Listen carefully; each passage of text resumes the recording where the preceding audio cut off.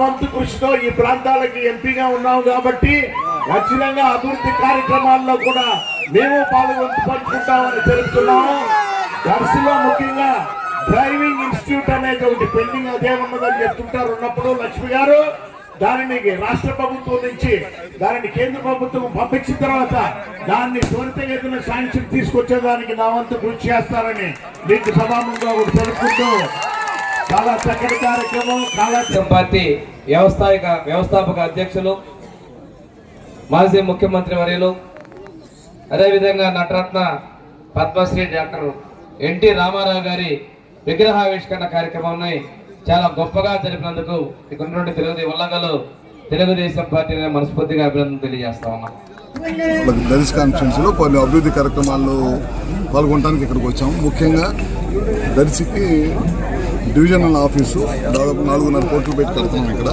అదే కాకుండా ఇక్కడ ఈ ప్రాంతంలో రైతాంగానికి ఇబ్బంది లేకుండా ఉండటం కోసం కొత్తగా పవర్ స్టేషన్ దాదాపు 4.5 కోట్లతో ఉల్లగల్లి గ్రామంలో పవర్ స్టేషన్, అదేవిధంగా స్వర్గీయ నందమూరి తారక రామారావు గారు తెలుగుదేశం పార్టీ వ్యవస్థాపకులు ఆయన విగ్రహావిష్కరణ కూడా చేసే కార్యక్రమంలో మేమందరం కూడా పాల్గొంచుకోవడానికి ఇక్కడ రావడం జరిగింది.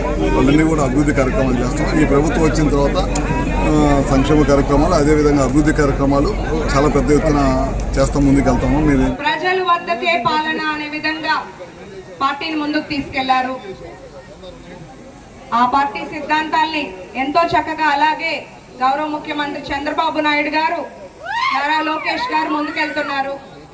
ఇలాగ చూసాం.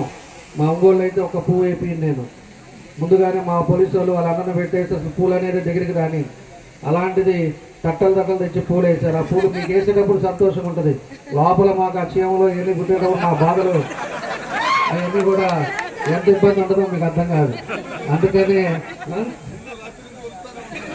అదే వరుస్తూ ఉంటారు. దాంట్లో క్షేమలు పురుగులు అన్నీ వచ్చేది ఏది మా నెత్తి మీద మా దగ్గర పడతాయి. కానీ ఏదైనా కూడా అభిమానం ఉంటేనే మీ అంతా కూడా ఎంతో ఆదరించారు. మాకు లేదు కనిగిలో డివిజన్ ఆఫీస్ ఇక్కడ కట్టిస్తున్నారు.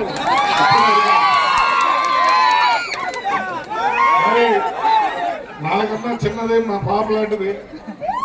ఈరోజు సబ్ స్టేషన్లు వచ్చేసినాయి, నీళ్ళ ట్యాంకులు అంటున్నాయి, బస్ షెల్టర్లు వస్తున్నాయి. కాబట్టి చూడండి, ఎప్పుడైనా ఓటేసేటప్పుడు ఆలోచించకుండా నిన్న ఒక చిన్న పొరపాటు వల్ల మనం కొద్దిగా ఇబ్బంది పడే పరిస్థితి వచ్చింది. అందుకనే రేపు స్థానిక సంస్థ ఎలక్షన్లు కానీ రాబో ఎలక్షన్లో కూడా 29లో కూడా మనం గెలిచే విధంగా మన పార్టీ గెలిచిన తర్వాత ఒక్క నిమిషం అదే ఆ కోతి వేషాలు ఉంటుంది. మన పార్టీ ఒక డిసిప్లిన్ గల పార్టీ.